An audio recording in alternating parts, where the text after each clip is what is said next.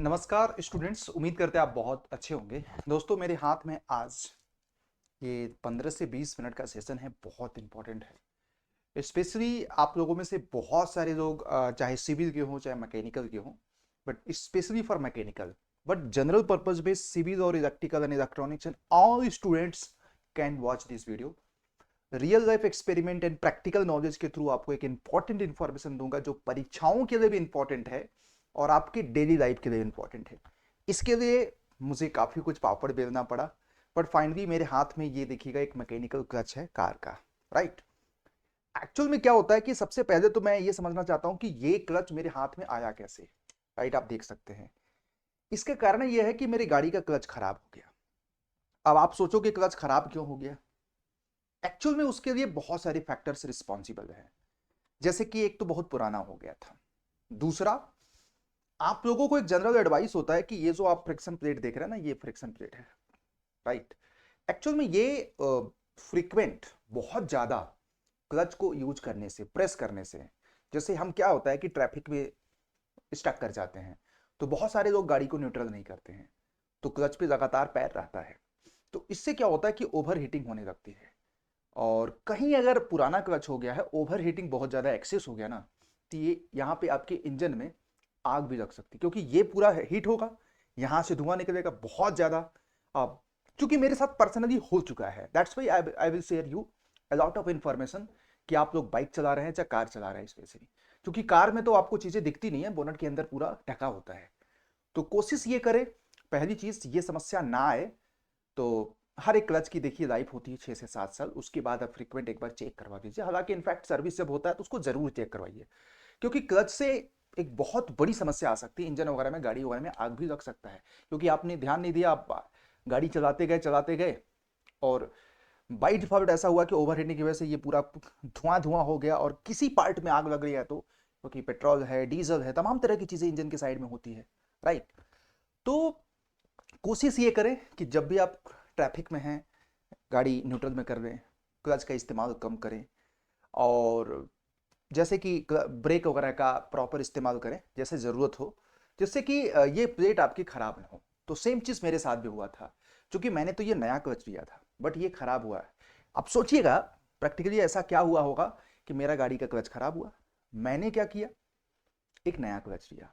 नया क्लच 5 दिन के अंदर ख़राब हो गया। ये एकदम बिल्कुल नया है, पुराना नहीं है, मैं आपको बता रहा हूँ। उसका कारण ये था, इसकी फिटिंग प्रॉपर अच्छे से नहीं थी। इसकी फिटिंग प्रॉपर अच्छे से नहीं थी, दैट्स वाई उसमें गियर भी स्टक करने लगा था। साथ में ट्रैफिक में ओवर, चूंकि ऑब्वियस बात है, हमारी आदत रहती है, चूंकि हम खुद इस चीज़ के भुक्तभोगी हैं तो आपको बता सकते हैं इस चीज़ को, कि क्लच का इस्तेमाल ज़्यादा करता था।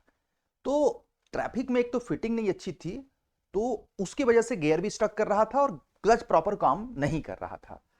तो ओवर हीटिंग हुई, और इनफैक्ट मानोगे नहीं, आपका ये पूरा वीडियो शुरू से लेकर अंत तक देखिएगा, बहुत कुछ एग्जामिनेशन ओरिएंटेड आपको चीजें मिलेंगी। मैं आपको बता रहा हूँ, इन्फॉर्मेशन बहुत सारी चीजें मैं लेकर के आया हूँ। तो इसीलिए मैं बोलता हूँ कि 15 से 20 मिनट का वीडियो होगा बट बहुत नॉलेजेबल होगा। ठीक है।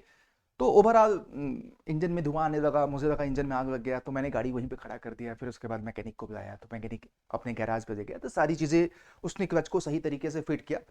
तो फिटिंग में क्या दिक्कत आई थी, ये प्रेशर प्लेट ना प्रॉपर अच्छे से लग नहीं पाया था, क्योंकि इस प्रेशर प्लेट का अरेंजमेंट अच्छा होना चाहिए। तो यही चीज उसमें हुआ था। तो सबसे पहले सवाल आएगा कि गाड़ियों में क्लच करता क्या है। तो जैसा आप गाड़ी में यहां पे देख रहे होंगे दोस्तों, गाड़ी का जो क्लच है आप देख रहे होंगे, बेसिकली आप गियर जब शिफ्ट करते हैं ना, तो ये जो इनपुट है इंजन की शाफ्ट है, और ये आपका गियर बॉक्स का शाफ्ट है, दोनों को डिस्कनेक्ट कर देता है। दोनों को क्या कर देगा, डिस्कनेक्ट कर देगा, मतलब ये उधर हो जाएगा, ये इधर हो जाएगा।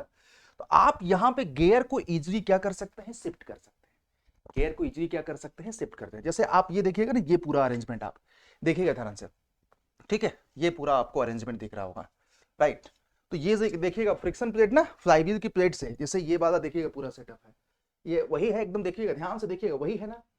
और ये वाला जा करके इससे चिपक रहा है। तो दोनों के बीच में क्या है जरा बताइएगा, फ्रिक्शन की वजह से ये दोनों नॉर्मल वर्किंग कंडीशन में, मैं आपको बता दूं, ये डिस्कनेक्ट होते हैं, मतलब सॉरी कनेक्ट होते हैं। नॉर्मल वर्किंग कंडीशन में दोनों क्या होते हैं, दोनों शाफ्ट क्या होते हैं, कनेक्ट होते हैं। जब आप क्लच को प्रेस करते हैं, जब आप क्लच को प्रेस करते हैं, तो बेसिकली ये और ये आपका क्या हो जाएगा, एक्टिव आ जाएगा, कांटेक्ट में आ जाएंगे। किस में आ जाएंगे जरा बताइएगा, कांटेक्ट में आ जाएंगे, जिससे आपको फ्रिक्शन उस समय जनरेट होती है भाई, आप इस बात है। लेकिन मोटा मोटा क्लच एक ऐसी मैकेनिकल डिवाइस है, क्लच एक ऐसी मैकेनिकल डिवाइस है जो गियर ट्रांसमिशन सिस्टम को इंजन के शाफ्ट से डिस्कनेक्ट कर देता है जब हम गियर को क्या करते हैं, शिफ्ट करते हैं। ये देखिएगा यहाँ पे हमने क्लच को मारा तो बेसिकली हमने आराम से क्या किया, गियर को उस समय शिफ्ट कर दिया। अब इसमें देखो बहुत सारी चीजें होती है, मैं आपको बता दूं कि एक क्लच में बहुत सारी चीजें होती है। ये देखिएगा पूरा का पूरा आपका गियर अरेंजमेंट है। बेसिकली इसमें आप लोगों ने देखा होगा, मैकेनिकल के स्टूडेंट्स होंगे तो एक प्रकार का एक गियर ट्रेन जैसा है ये देखिएगा गियर ट्रेन है जिसमें दो शाफ्ट लगी हुई हैं। देखो एक शाफ्ट पे ऑक्सिलरी गियर्स बहुत सारी हैं, इस पे भी गियर्स आपकी लगी हुई हैं, राइट।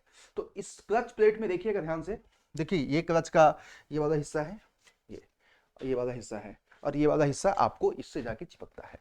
ये आपकी फ्लाईव्हील की प्लेट होती है, ये आपकी प्रेशर प्लेट है आपको, राइट। इससे जब आपकी चिपके तो दोनों चीजें आपकी चिपकेंगी आपस में, तो क्या होगा, जनरेट, फ्रिक्शन जनरेट होगा, और इसी की वजह से टार्क का क्या होगा, ट्रांसमिशन भी होता है, राइट। नो अगर मैं आपको बोलूं तो ठीक है। तो अब सवाल है कि एग्जामिनेशन जैसे आप यहाँ पे एक आध थ्योरी और देख सकते हैं। ये देखिएगा सिस्टमैटिक तरीके से, ये देखिएगा फ्लाईव्हील है, ये आपका प्रेशर प्लेट, ये वाला प्लेट है ना, ये वाला प्लेट है। तो ये चीज तो हमने प्रेशराइज किया तो ये पूरा का पूरा ये आपका इधर आ गया, ये आपका इधर आ गया, क्लच का डिस्क आपको पूरा इधर आ गया, जिसने क्या किया, इंजन के शाफ्ट को और बाकी चीजों को डिस्कनेक्ट कर दिया, इंजन और गियर शाफ्ट को डिस्कनेक्ट कर दिया, जिससे हम गियर को इजीली क्या कर पाए हैं, शिफ्ट कर पाए हैं। अब इसमें एग्जामिनेशन में क्या क्वेश्चंस पूछा जाता है, जिसे मैं आपको बता देता हूं। एग्जामिनेशन में जैसे कि आपकी गाड़ी में सिंगल प्लेट क्लच भी होता है, मल्टीपल प्लेट क्लच भी होता है। सिंगल प्लेट में क्या होता है कि सिर्फ सिंगल होता है, जैसे ये वाला अरेंजमेंट आपका होता है, और प्लेट आपकी सिंगल होती है, टार्क ट्रांसमिशन कैपेसिटी इसकी थोड़ी सी कम होती है, और कोफिशिएंट ऑफ फ्रिक्शन बहुत ज्यादा होता है इसमें, और हीट जनरेशन बहुत कम होता है सिंगल प्लेट क्लच में, ये चीज याद रखिएगा।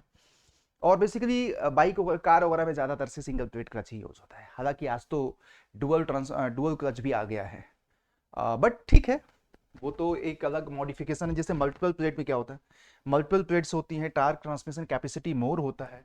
अब चूंकि प्लेट आपकी मल्टीपल होंगी तो हीट का जनरेशन भी बहुत ज्यादा होगा, और कोफिशिएंट ऑफ फ्रिक्शन इसमें थोड़ा सा कम होता है, राइट। अब ये देखिएगा आपको सिंगल प्लेट क्लच की एक पूरी असेंबली आपको दिख रही है, ये पूरी फ्लाईव्हील है, ये आपको फ्रिक्शन प्लेट है, ये आपको क्लच प्लेट है। तो ये पूरा का पूरा इंजन में आपको अरेंजमेंट आपको दिख रहा होगा कि ये आपको क्लच एंड फ्लाईव्हील की पूरी असेंबली है, ये आपकी गियर बॉक्स है। बट यहाँ पे आपने मोटा मोटा देखा तो ये सिंगल प्लेट क्लच का असेंबली है, राइट। ये पूरा इंजन आपका है। और मल्टीपल प्लेट में देखिएगा, ये आपका जो यूनिट है ना, ये वाला, ये तो रहेगा ही रहेगा, बाद में ये जो अभी प्लेट देख रहे हैं इसकी संख्या आपकी मल्टीपल होगी। देखो ये इस तरह का होता है, तो ये पूरा अटैच करके इस तरह की यूनिट बन जाती है। तो multiple plate, single plate clutch जैसे जहां पे स्पेस की कोई दिक्कत नहीं होती है, हैवियर स्पेस होता है, बहुत ज्यादा स्पेस होता है, स्पेस की मैं बात करूँ ट्रक वगैरह में, तो हम सिंगल प्लेट क्लच यूज कर देते हैं वहां पे।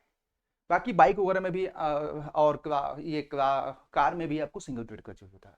मल्टीपल प्लेट वहां पे यूज करते हैं जहां पे स्पेस की प्रॉब्लम होती है, बहुत अच्छी अच्छी गाड़ियां होती है, वहां पे मल्टीपल प्लेट क्लच यूज कर सकते हैं। तो मोटा मोटा इसकी torque transmission capacity same space में थोड़ी ज्यादा आ जाती है आपको, राइट। और फिर इसमें एग्जामिनेशन में दो तीन चीजें पूछी जाती हैं, एक जैसे कि यूनिफॉर्म प्रेशर थ्योरी होता है, एक यूनिफॉर्म वियर थ्योरी होता है। तो यूनिफॉर्म प्रेशर थ्योरी में क्या होता है कि जैसे ये आपकी है, इसके पूरे क्रॉस सेक्शंस पे आपके हर जगह पे आप देखोगे ना, प्रेशर आपको क्या रहेगा, कांस्टेंट रहेगा हर जगह पे। तो जैसे कि यहाँ पे प्रेशर फोर्स क्या हो जाएगा, P इंटू एरिया π/4, मतलब अब एरिया कौन सा दिया जाएगा, देखो बीच में अस्सी शाफ्ट है आपकी, तो देखो आउटर रेडियस और ये इनर रेडियस, तो pi r square, r outer square minus are inner square, क्योंकि एक्चुअल में जो फोर्स लग रहा है वो इतने एरिया पे लग रहा है ना, इस एरिया पे, बीच में जो हॉलो पोर्शन है उसमें तो नहीं लग रहा है ना। तो ये चीज याद रखिएगा। तो देखिए यहीं पे फोर्स क्या हो जाएगा, P into pi R outer square minus are inner square. Basically जितने न्यू क्लच होते हैं ना ज्यादातर से, उसमें देखो यूनिफॉर्म प्रेशर थ्योरी एक्ट करता है, डिजाइन वगैरह सारा जो डिजाइन किया जाता है यूनिफॉर्म प्रेशर थ्योरी के, एनालाइज जो किया जाता है यूनिफॉर्म प्रेशर थ्योरी के अकॉर्डिंग न्यू क्लच में, जब आप मार्केट से खरीदते हैं बेसिकली, राइट। जो भी कैलकुलेशंस किया जाएगा, torque transmission capacity, power transmission capacity, या फ्रिक्शंस कितना हो रहा है, वो सब नए क्लच में आप यूनिफॉर्म प्रेशर थ्योरी यूज करते हैं। पर जैसे जैसे आपका क्लच क्या होता है, पुराना हो जाता है, तो हम यूनिफॉर्म वियर थ्योरी यूज, जैसे ये हमारा क्लच अगर सपोज करो 3 से 4 साल 6 महीना साल भर पुराना हो गया, तो अब जो इसकी पूरी एनालिसिस की जाएगी यूनिफॉर्म प्रेशर वियर थ्योरी के, तो वियर थ्योरी के अकॉर्डिंग क्या होगा कि जैसे इसके रेडियाई के अंग जैसे जैसे आप बढ़ोगे ना, तो सबसे ज्यादा प्रेशर जो ऑब्जर्व किया जाएगा सेंटर पे, क्योंकि पी और आर प्रेशर और रेडियस का प्रोडक्ट जो होता है कांस्टेंट होता है इसमें, और पी एंड आर की प्रोडक्ट को हम वियर रेट बोलते हैं। तो जैसे रेडियस आपका कम होगा तो प्रेशर सबसे ज्यादा होगा। तो जो पुरानी क्लच होती है सबसे ज्यादा प्रेशर यहीं पे आता है, यहीं पे आता है, और फिर उसके बाद जैसे जैसे आप आउटर एरिया रेडियस पे बढ़ोगे प्रेशर आपका कम होता जाएगा। ठीक, अब इसमें देखना आप लोग ध्यान से, इसका जो टार्क ट्रांसमिशन फार्मूला है ये आपका है 2/3 F, 2/3 मतलब ये आपको F है फोर्स, और ये आपका friction R outer cube minus are inner cube by R outer square minus are inner cube, ये 2/3 होता है। यहाँ पे यही F इंटू ये फ्रिक्शन, ये फोर्स और ये फ्रिक्शन को कोफिशिएंट, और R outer plus R inner by 2, ये न्यूटन में, मतलब ये वैल्यू आपकी न्यूटन में आ जाती है, न्यूटन मीटर में आ जाएगी। राइट, याद रखना ये किस में आएगी, टार्क है तो भाई ऑब्वियस बात है हमारा किस में आना चाहिए, जरा बताइएगा, न्यूटन मीटर में। ये भी आपका किस में आना चाहिए, न्यूटन मीटर में। तो ये पूरी क्लच की असेंबली थी। राइट, और इसमें अगर मैं आपको थोड़ा थोड़ा खोल करके दिखाऊं तो मेरी हो सकता है खुल जाए। ये पूरी असेंबली देखिएगा, ये पूरी असेंबली, ये पूरी असेंबली है, ये आपको प्लेट है। ठीक, ये आपको अंदर है। तो उम्मीद करते हैं कम समय में आपको ये सारी चीजें आज क्लच से संबंधित समझ में आया। तो मोटा मोटा एक तो देखो ये सब एग्जामिनेशन में क्वेश्चंस आ जाते हैं, दूसरा आपको यहाँ से मतलब कि ये भी क्वेश्चंस आ जाता है कि सिंगल प्लेट क्या होता है, मल्टीपल प्लेट क्या होता है, और साथ में आप लोगों को दोनों के बीच में डिफरेंस क्या होता है, साथ में आपको एक सिस्टमैटिक तरीके से ये पता चला कि क्लच कैसा दिखता है, क्लच का काम क्या है, और आपको रियल लाइफ में क्या सावधानियां रखनी चाहिए। कोशिश करो जितना जरूरत है क्लच का उतना ही इस्तेमाल करो, और गाड़ी को बंद या न्यूट्रल कंडीशन में रखने की थोड़ी सी आदत डालो, जिससे आपके पार्ट्स की वियर एंड टियर कम होगा। तो एक प्रैक्टिकल नॉलेज का वीडियो आज मैंने आपको दिया, तो उम्मीद करते हैं ये चीजें आपको पसंद आई होंगी। तो हमारे साथ जरूर रेगुलर बने, शाम को 5 बजे मैकेनिकल वॉरियर्स, जो कि आरआरबी एसएससी तमाम तरह के एग्जामिनेशंस में ये आपको बहुत इंपॉर्टेंट है परीक्षाओं के लिए। तो आज मैकेनिकल इंजीनियर्स के लिए स्पेशली मैंने ये प्रैक्टिकल नॉलेज दिया, तो आपको कैसा लगा, काफी समय बाद हमने दिया। तो बच्चों thank you for this video, and channel को सब्सक्राइब कर देना इसी तरह के इंटरेस्टिंग इन्फॉर्मेशन के लिए। हमारे साथ रेगुलर शाम को 5 बजे बनो। एंड अगर आपको प्रिपरेशंस करनी है मेरे भाई, तो प्रिपरेशंस करनी है तो इंजीनियर्स अड्डा पे आप लोग बन सकते हो, जुड़ सकते हो। इस समय आप लोगों के लिए एक भारत, देखो हम लोग हमेशा एफोर्डेबल एजुकेशन के लिए जाना चाहते हैं।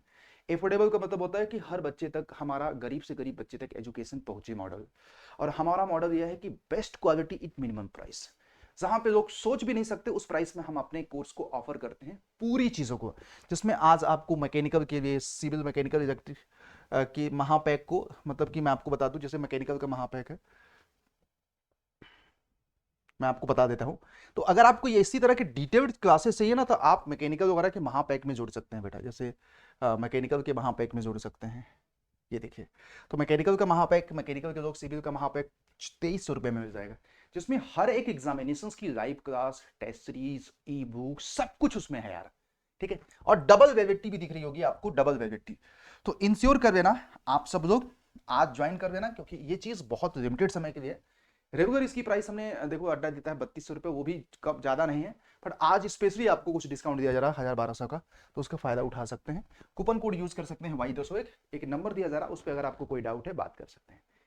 तो थैंक यू, इसी तरह के प्रैक्टिकल इन्फॉर्मेशन मैं आप लोगों को प्रोवाइड करता रहूंगा, और अड्डा के एप्लीकेशन पे जुड़िए जरूर, आपको आपके करियर का बेस्ट इन्फॉर्मेशन आपको प्रोवाइड किया जाएगा।